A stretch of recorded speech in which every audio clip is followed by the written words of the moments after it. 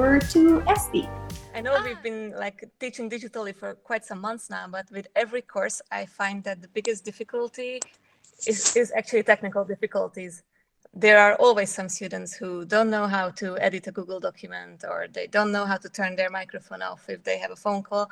And this is just such a big disruption. This is one thing with it. And on the other hand, it's such a great opportunity, because when we are staging role plays and games and everything, getting a genuine need for communication is really invaluable, I think.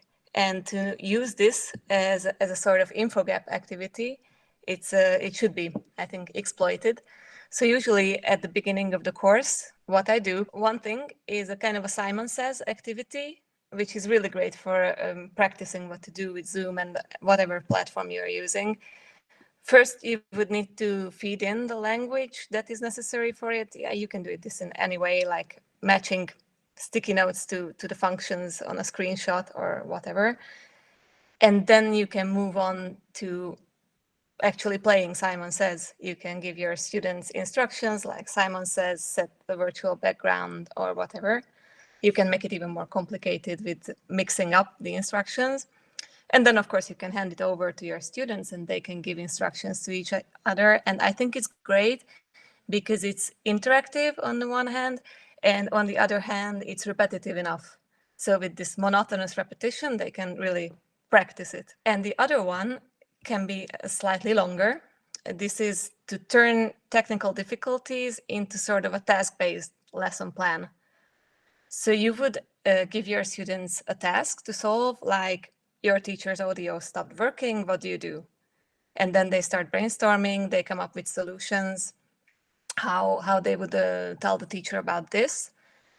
Then based on based on the language they produce, you feed in some new ideas. This can depend on the level of your group. You can show them how to explain problems. You can feed in Zoom-specific vocabulary, or it's also a great chance to teach prepositions, that on the top of the screen or whatever. And after that, you would give them different tasks to solve, and this can be done in the form of a role play. They would be using the language that came up, and they would be practicing solving these situations. And this can be turned into a whole lesson, actually, depending on how much time you have, or it can be just a short practice at the beginning of each lesson. So I think with this, like a warm-up, I meant. So with Simon Says and with this idea, you can minimize technical difficulties and you can train your students how to solve them. And once they have a method for solving them, it doesn't take so much time.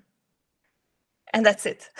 Thanks, Esti, for this. Basically, technical learner training with Simon Says or TBL activities. Does anybody have a question regarding this idea? Very good. I've got a question. How to adapt for a one-to-one lesson? I think you can do Simon Says with one-to-one also. And also the other one you can do with one-to-one, that you give a role play and your student explains to you how to solve a problem. Then you give another kind of situation. I think it would work with one person also. Sorry, just another thought that occurred to me is that if you have more than one-to-one students, then maybe you can use them somehow, for the tasks. So they can think of problems, they can record solutions for each other. And that way, I always try to do this when I have more one-to-one students. They can have a kind of asynchronous, but still a conversation. Does that make sense? And Dorka asks, have you tried with different age groups, kids, for example? I have not tried this with kids, just with adults and teenagers. But I'm guessing that Simon Says would work very well for kids, depending on what kind of task you give them. But for instance, to set a funny background for yourself, it could be enjoyable. Or draw something on the whiteboard. Yeah, you can use it with the whiteboard also, somehow to annotate the whiteboard.